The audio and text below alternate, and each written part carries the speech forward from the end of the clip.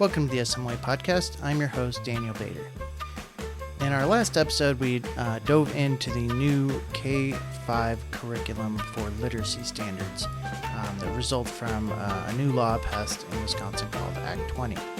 Today, I want to talk about the other end of the spectrum, about high school literacy. This comes up because this week I've been getting a whole bunch of photos from one teacher in particular, Maggie Jordan, of her students' reading of Mice and Men.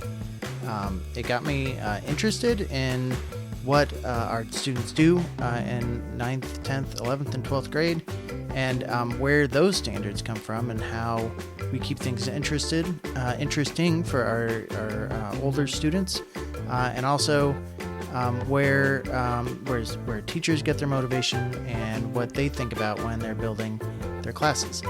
So joining me first is Maggie Jordan, and then she's new to the district, but she's been an educator for 10 years. She's been here in South Milwaukee for 2 years. And then John LaRoe, who has been with the district going on 29 years. So super excited to hear what they have to say and the energy they bring. First, let's start with Maggie Jordan.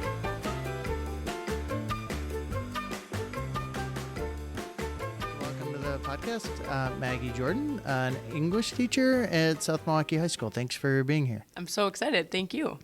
We were thrown together this week because you shared some photos of your students, 10th grade students, reading of Mice and Men to each other, or out loud, I guess, a dramatic reading, yeah? Mm-hmm. Yes. And that got me thinking that we talked about elementary literacy last podcast, in the last episode.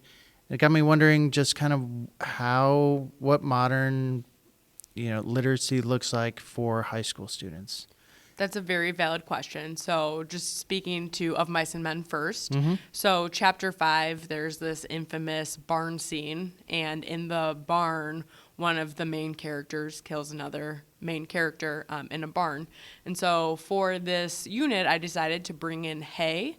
And we were going to read in the pod sitting on hay bales. And it was honestly magical how much hay brought the literature to life. I was wondering about the hay bales and all the pictures. I thought, the people in the pod are decorating for fall, or it was specifically for this. Yes, this is specifically for Of Mice and Men. And just the amount of chatter and questions that a simple hay bale could bring up also drew into this appeal or this excitement. And so yesterday for chapter 5, we did that in the pod, pretending we were in the barn. And luckily, for weather-wise, today we got a beautiful day, and the final scene of the book is down in the brush, and luckily South Milwaukee is covered with brushy areas, so we were able to go outside today and read that final scene. Go ahead. Well, I was gonna. So if we could back up 1 second. Yeah. So tell us about Of Mice and Men, if people haven't read it, and why 10th graders. It's appropriate for 10th graders. Totally. That's a very valid question. So actually, this is one of the very few novels that we read as an entire class. So Of Mice and Men is a novella. It's centered in the 1930s by John Steinbeck. And it's just the story of true friendship. And they're chasing this American dream, which unfortunately they never get to achieve. And so this story is really great to start off sophomore year because it draws on all of the skills that they learned from their 9th grade year. And we get to take a look at them together. And because it's so short, we're able to fly through it within the first month of school so we can really get into research and get our hands to where we need to be. And so it's nice to start off as a whole class novel, and we won't see another whole class novel until second semester. So the students will be choosing choice books. And then if we look at their 9th grade year was more short stories or short nonfiction articles. The only full class reading that we did was Romeo and Juliet, which was another great way to have students acting out and putting their own modern adaptation to the end, and also another, fateful ending. I think I got my prom date reading out loud reading Romeo and Juliet out. She was Benvolio. Okay. I Yeah. love that. Yeah. That's my. I remember doing that in 11th grade. So so that's more of a 10th grade thing. Yeah. Yeah, and so then, yeah, so with Romeo and Juliet, we did the biggest cheese competition to see who could give a cheesier pickup line for Romeo. And so I selfishly love classroom books because we can have these very authentic real life moments. And when students have a book that they choose, the hope is that they get super into it, but then we can't have these shared experiences of communal reading or communal inside jokes that you wouldn't get unless you were reading that specific novel. Yeah, that's kind of my question. It sounds like a pretty heavy chapter to do as a group read in a Totally. circle. How did they react to that? I mean, that's a very serious part of the book, right? Yeah, they are such serious scenes, but I think that life is super serious, and so it's like talking through these serious moments and like having the tools and the strategies in order to dive into the heavy, right? Because sometimes life gets super heavy, and if you don't have the tools to talk about these things, then they like fester inside. And so creating those spaces to dive into these themes, I find to be super helpful. Sure. And I guess I would say in popular culture, those kind of things are, those scenes are pretty predominant, right? You watch anything on Absolutely. TV is like that. But to read it in a group like that, it's very intimate. And I would think it'd be very engaging Yeah. for a student who, we always think of them as jaded, but they're not. They want to be engaged, right? Absolutely. And it brings literature to life. And I think other subjects, or especially English, the project is writing. And so to make literature 3D, or to like be acting with like our bodies and our like full selves, I think that helps engage students who might not necessarily like English. And so over the past few days, it's been really nice to see certain kids shine who normally are a little sleepy behind their desk or not really engaged, being like, I hate writing or I hate reading. This kind of brings that to life. And tell us generally, like for 10th graders, what are the goals of the year? What do we... Totally. So the English department is super, super great, and I'm just gonna come up here. We have all of our learning targets, and I don't know why I'm talking to the microphone as okay. if it's a live video. But so every year the English department sits down and we take a handful of skills that we want students to master at the end of each course. And so we look at what 9th graders are doing, and then we scaffold up to say, okay, this is what they should be doing by 10th grade, this is what they should be doing by 11th grade and 12th grade, and so on. And so we set aside these power standards to make sure that we're hitting them. And so as we're looking at our standards, it's like really the sense of building on what they started last year. And so looking at this first unit, why it's super great is we have a lot of those same skills of like finding textual evidence or being able to clearly state an argument. And now we're going to be taking it to the next level with research in terms of now you have to synthesize this and be creating your own idea. Interesting. So just for our listeners, could you Yeah. read maybe one or two of those? Totally. Like, So students will assess and utilize textual evidence to analyze character, theme, and other literary elements and make references. And so looking at this, our textual evidence or analyzing characters, taking these scenes and acting it out, like why would this character George have chosen to kill his best friend Lenny? Like, what were his choices, and was he justified in doing that? And so another one would be an example of students will evaluate validity and argument across multiple accounts in a variety of texts. So looking at that one, that will be our next unit. That will be research. And so now we have the one text of Mice and Men, and now in our next unit, we're going to be having them take these themes and say, where do we see this in 2024?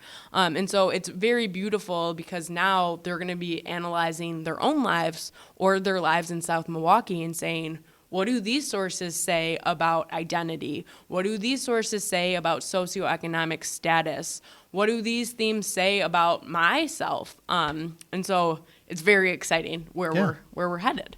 And you taught freshmen last year, Yes. right? So so are these the same students? You're seeing them again? I have half and half. So I would say I have half of the same students that I had last year, and it's a joy to have them back. And then I have half that are new to my class, but not new to South Milwaukee. Got it. So you could build on those skills, right? And Totally. You know at least half of them and where they were at the end of the year. Yeah, and it's so great to watch this growth and this progression and this maturity. And then what else do we do in 10th grade? What else do students do? You started the year with this novella, and then you said it's kind of research projects. When they sum it up, what's it going to look like in June? Yeah, that's a very fair question. We talk more about like literary analysis and rhetoric and literary criticism. And so those are like the main three things that we're transferring up. Okay. Tell me about, so this is one part of their experience in South Milwaukee High School in the English department. What are the other experiences that they have? The English department, I could speak so highly of each of my colleagues, and it's just so great to be a part of the English department. So English 9 and English 10 are just the standard, if you want to call them survey courses, where you get a smattering of everything. And so that's English 9 and 10. And then their 11th and 12th grade year, they get a little bit more choice and a little bit more opportunity. Also, sorry to leave out Honors English 9, and now English 10 has moved to AP Seminar, which is super great. That was not an offering for English 10 last year. And so 11th and 12th grade year, we have AP Research, we have AP Literature. We have so many AP classes, I'm blanking on them. But in regards to the writing electives for English, we have 3 writing electives. We have composition, media studies, and journalism. And so these 3 choice English classes that you can take in as an 11th and 12th grader really focuses on writing skills. Katie Swanson has a really, really great composition class that focuses on writing for a various amount of mediums, but I think she does a really great job because students who hate writing will leave her class feeling more empowered and confident to write. And so that's just so great to see. And then media studies is, obviously I'm biased because that's the class that I teach, but media studies has us really looking at the media. And I just think that teens are so invested in their screens and what's happening. And so it's our job to teach them to identify this bias, or it's our job to teach them how to look at all of these messages and kind of parse through creating meaning of that and what knowing or unknowing messages are being sent. So we have a really fun time in media studies. This year we added a TikTok unit, just because I have no idea what TikTok is, and so I gotta see what all of this buzz is about. And just like the power of what these messages are being sent and scroll time. And it's been really great with our cell phone policy to talk about like the addictiveness of screen time. And so I guess it's awesome to see how their emotions are validated, but only shows the more important reason why we have the caddies. Yeah, sure. Yeah, that makes sense. And they'll kind of see maybe the adult take on why that is. Yeah. And then our 2 literature courses are diverse authors and writers, and the other literature course is themes in literature. And so those 2 courses focus more on the reading aspect as opposed to the writing aspect. So once you get out of your freshman and sophomore year, a lot of windows open as to what's possible. Yeah, that is really interesting. My high school did not have that. I was an honors English student, but there were not electives for that. Like, these sound fascinating, these classes. As an English geek, sound really interesting to me. Absolutely. And I just think of my 12th grade year, I was stuck in British literature, and we read Middle English and Beowulf. And I'm not saying that doesn't have its time and place. And like, as an English person, I can geek out for that. But that's not everybody's jam, right? And so I think that what is super unique about our department is that you do get that choice of what sounds interesting to you. And students can really tailor their experience to what they want to get better at. And so I think writing, no matter what your profession is, if you struggle with that, like, this is where we need to take you. So outside of this building, you can be successful, whether you are a nurse writing up reports or a police officer writing up reports. There are just so many reports to be written. And so Yeah. they need to know how to do those things. Sure, and and emails and being taken seriously, and in resume writing, or just like I said, any communication you may have, being able to write effectively is key. Right? Absolutely. Yeah, joining us on the podcast is John LaRoe, one of Maggie's colleagues. John, welcome to the podcast. Thank you very much. Thanks for having me. You're welcome. Tell me what you teach here. How long have you been in South Milwaukee? So I teach English here at the high school, and I am starting my 29th year here in the district. So I've been around the block for a while here. Yeah. And what grades or classes do you teach now? Right now I have a few sections of the sophomore English, so Miss Jordan and I work together with the sophomore curriculum. And then I'm teaching diverse voices in literature, which is a junior-senior combined elective. Okay. And so what I'd hope to have a conversation about is maybe you could expound on the conversation we had about curriculum standards. How do you guys as a department decide even where to start with your 9th graders and walk it out to 12th graders? Well, we started, a lot of it comes from the Common Core state standards, because we have a list of standards. This is what the state says by the time a student is finished with whatever grade. These are benchmarks they should be hitting. So a lot of our curriculum development came from there. And there are subtle differences from grade to grade, but that's really where we kind of started. Because, this question of, okay, well, what do we teach and how we teach it, those decisions need to be aligned with some standard somewhere. It can't just be, I think I'm just going to do this for no particular reason with no particular And so desired outcome. where do we want students to be in by the time they leave here? Like, what can we say through an English program that we want students to know? Yeah, and that's an interesting thing. I think when you think about it from that perspective, I think the best way to explain it is to kind of because we have a number of students who are going directly from South Milwaukee High School into four-year colleges. Are those students equipped to be successful in reading and writing at the college level, and not just get by, but they'll manage very well? Students who are maybe not going the four-year route, it's not like they don't need to have a basic set of literacy skills. Can they read effectively? Can they be critical readers? And can they be critical consumers of the information they're reading? Can they go beyond just saying this is a piece about something? Can you dig below the surface? Can you articulate the themes behind that? Writing-wise, at the academic level, are you prepared for academic writing? If you're not going the academic route, are you prepared in the workplace? Can you communicate effectively with whatever sort of writing you would need at the workplace?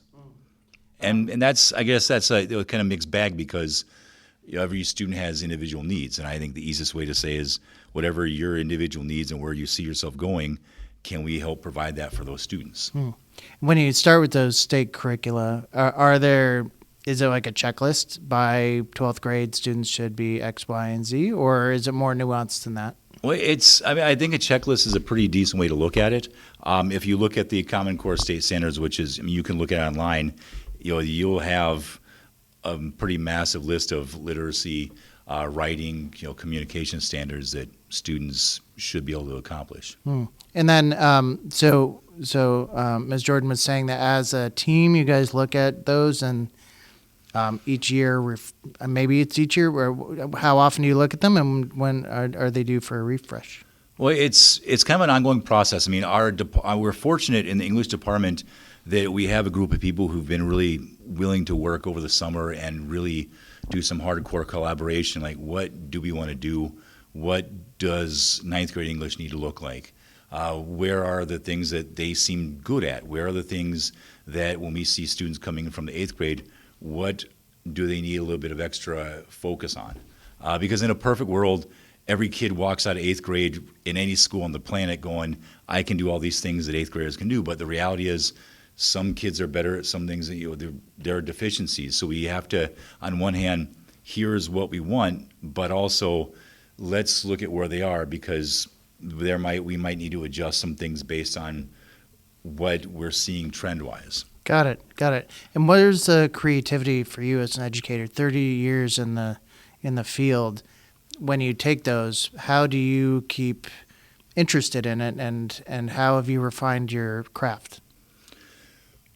That's a good question. I think in terms of the interest, I am the kind of person, I'm always looking at new things that I can use that might be more engaging or thought-provoking for students, maybe things that are more time-bound. For example, in Diverse Voices, I've got a little bit more leeway with that because there isn't necessarily here's the canon of Diverse Voices books that kids have been reading since the 1940s.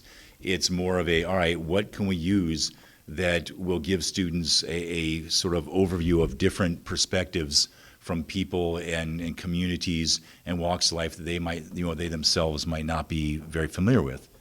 For example, as I tell my students, like we're reading a piece written from the perspective of a young woman whose mother is Mexican, born in America, and whose father immigrated from Mexico. And I say, well, I don't know what that's like, okay, because I'm neither of the above. I'm just a guy born out in the country in South Carolina. So I don't really understand what it's like to be the child of immigrants, to be someone whose primary language wasn't English. But it's important for me to understand things like that. It's important for me to understand the sort of challenges and obstacles and life that people live outside of my own kind of narrow tunnel. Now, that's also nice because, as we well know here in South Milwaukee, we do have many students who are sons and daughters of immigrants, first-generation American students. So those students are able to read and understand and appreciate something like that a little differently, because even if the student over there and at their desk isn't a Mexican American, maybe they're Serbian, but they have an experience of, I know what it's like to come to the United States and have to assimilate to a new culture, to learn to learn the norms, to learn things that right now aren't really obvious to me, and that's a steep learning curve. But at the end of the day, it's a fun class to teach, and I find that really fascinating because it forces me, by nature of the topics, I'm always kind of hustling, looking for new things. Like, hey, this would be good, And there's not ever a moment in that class where I feel like I've got enough. We're good here. It's always, what else can I find? Now at the sophomore level, we do have certain things that we've kind of been sticking with, but there's also room for, can I pull in some things that relate to that? Maybe, okay, we're reading of Mice and Men right now. Can I pull in something that relates to the world today that might give students an extra layer of understanding about the struggles and the obstacles that migrant workers during the Depression faced that might be more relevant in the year 2024. So and I'm a curious person. I'm always looking for more information on things, just because I recognize, as I tell my students, if you don't look beyond your narrow little tunnel, you miss everything out there. And I grew up in a narrow little tunnel, and there was a lot of stuff out there. And just by my life experiences, I didn't have a lot of exposure to a lot of things growing up in a small town in the country in South Carolina. So as an adult, I've kind of made it my mission, like I need to learn as much of what's outside the tunnel. And so I try to share a lot with my kids so they get a sense of there's a bigger tunnel than any of us maybe are aware of. Oh, interesting. Yeah, I could see, if as a curious person, how you can adapt to those needs. How have students changed since you started teaching? You kind of hinted at that at some of the topics that you're discussing, but maybe they're not. Students have never really been interested in the classics until they really get a deep read into them. But what are the attitudes? What do they need with today that they didn't need before, or what do they need then that they don't need now? Well, I think one of the things that I believe about all students, and I believe this is true as much now as it was in 1992 when I started teaching, and it might have been true in 1922, every kid wants to be successful, right? No student wants to come to class and ring up zeros. So part of our challenge is to figure out how we can help them be successful. And trying to help kids succeed by forcing them to read archaic texts that they can't really connect to is hard. So to me, the big thing that is changing is when we were kids, like there really wasn't much of a question. Like, here are the things you read. Not a lot of real work about how these relate to the real world. It's like, these are the golden texts. Moses delivered these down from the mount on carved in tablets. This is what we read in 8th grade. This is what we read in 9th grade. This is 10th grade. And there wasn't a lot of variety or anything. And I think the one thing that students maybe need now more than ever is they need the variety, because human attention spans are changing. And that's not me being the old man yelling at the clouds. That's just an honest assessment of the world around us. People don't have the attention spans that they had 30 or 50 years ago. We have a lot of distractions. So I think one of our challenges as educators is, how do we find things that are going to be able to capture their attention, but not just because I can entertain people all day long, but that's not the goal here. The goal is, I want to hold your attention, but also force you to think, force you to look beyond the surface and ask critical questions. And I'll use anything that I think will accomplish that goal. Yeah, sure. And Ms. Jordan and I were talking about her media studies class and just how there's a section on TikTok, and there are some really creative people that are using literary themes in these short form videos. I could totally see how they're adaptable to, a classroom or something that you could teach. How do you, it kind of gets down, you said every kid wants to be successful. How do you assess? You've had some big concepts, big ideas here that we've talked about. A lot of it's pinned on curiosity. How do you assess how a student's doing? How do they know how they're doing? Aside from, because obviously you have to write a paper or create some sort of summative project is one way, but a lot of it comes down to the sort of individual conversations that you have with kids. And one of the things I try to do a lot of, because we know in a class of 25 or 30 kids, there are going to be some students who will dominate conversations. They've always got the hand up. They always want to add stuff. And it's easy in that case to kind of sense what those students are getting out of the class because they're volunteering all of it. So I think one of the things that I always try to make sure I do is make sure that I'm connecting with students who are quieter, because I don't want you to think that your contributions aren't valuable just because you don't raise your hand. And that's where it's nice from a technology standpoint to even do simple things like allow students, put a comment in the stream, right? Because not every kid's going to want to raise a hand, because you're drawing attention to yourself, or there's a lot of social social pressures there. But you can put a comment in the stream, and then I can respond to that privately. Hey, that's a great idea. I'm glad you asked that question. When you said that, it made me think of this other thing are you familiar with this? So it allows for some pretty interesting dialogues, which in a conventional discussion in class, you're not always going to get all of that. Got it. Yeah, interesting. How does that, maybe parents know, I don't have a high schooler yet, but what is the online space? It sounds like you have a pretty, at least an avenue outside of that classroom discussion to have a discussion. What are those tools that you use? Well, there's really two things. Number one is just the Google Classroom. Sometimes, a lot of times when we're doing a unit, we'll have like a reflection document, like, okay, so we're going to read a passage today in class. We might start by saying, okay, well, I want you guys to spend 5 minutes. If the theme of the passage is about overcoming obstacles or about courage, I might say, okay, well, to start off with, I just want you guys to spend about 5 minutes writing about why it's important in life in general to be courageous in difficult situations. If you have an example in your own life, like, well, I had to have courage in this condition or the situation, write about that. But if you don't want to write about yourself, you can just focus on the human condition and say, in general, people in life need to have courage in situations because, and that's fine. And then we do the reading, and then I'll give them a chance. The second part of the document is, all right, now let's look at some of what the text supports. Like, let's start to form some conclusions based on what the author is saying.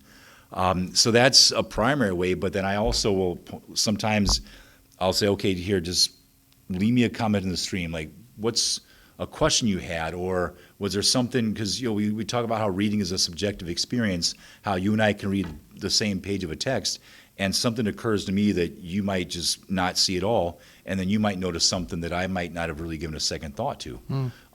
So I might put a comment in the stream, hey, when you guys get done with this, leave a comment, something you notice, a question you had, a connection you can make, so just to kind of inspire them to look at, not everything has to be a full paragraph response, like, hey, you know what, I read and a thing popped in my head.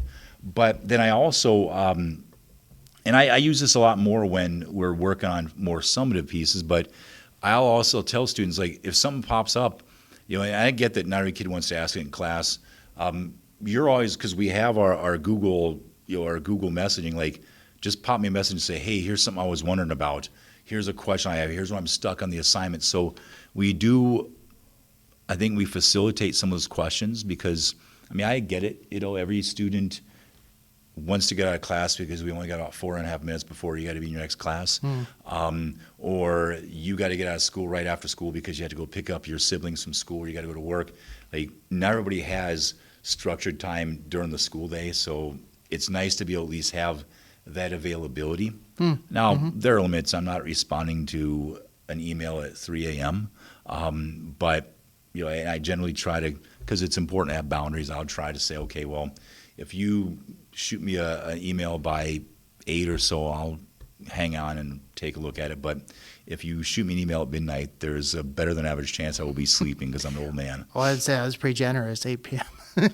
Generous. And that's, it's not like I'm hard on the computer till 8, but I get my work done at home. We've eaten dinner, I've cleaned up, and I've got some time, and I'm reviewing work or whatever. It's not like, as teachers, we all know we have so much work to do. It's not like, okay, as soon as I walk out of the building, I'm free and clear. There are always things on the plate. So I always try to carve out some time where I can either get things done for the day or try to get ahead for the next couple of days. And I figure if I'm doing that 7 o'clock to 8:30, just trying to get some things done, if I'm also fielding a couple of messages from students, questions or observations, I can certainly take the clerical work or whatever and just put on the burner for a moment and answer my students' comments. Yeah. So I'm giving away my age, but I had to turn papers in, in writing, and then they got marked up and sent back. We've talked a lot about reading and response to reading, but can you go into a little bit of writing and what the standards are for writing and how you and the rest of the department shepherd along their writing skills? Sure. Well, we work together and collaborate on rubrics. So if we're writing literary analysis papers, there's a literary analysis rubric that the department follows. So, which is nice because by the time you're a junior or senior, this isn't the first time you've seen this rubric. So you already know, because you've seen it several times before, these are the expectations. So as even though it's not a physical piece of paper, we're still able to look at, we're still able to make comments, we're still able to refer to the rubric. And it's different because you're right, back in the olden days, as the children would say, you got the paper out, there's the red ink bomb, and you underline it, you're highlighting, and you're doing all these things. But you can do that with technology. It looks a little different.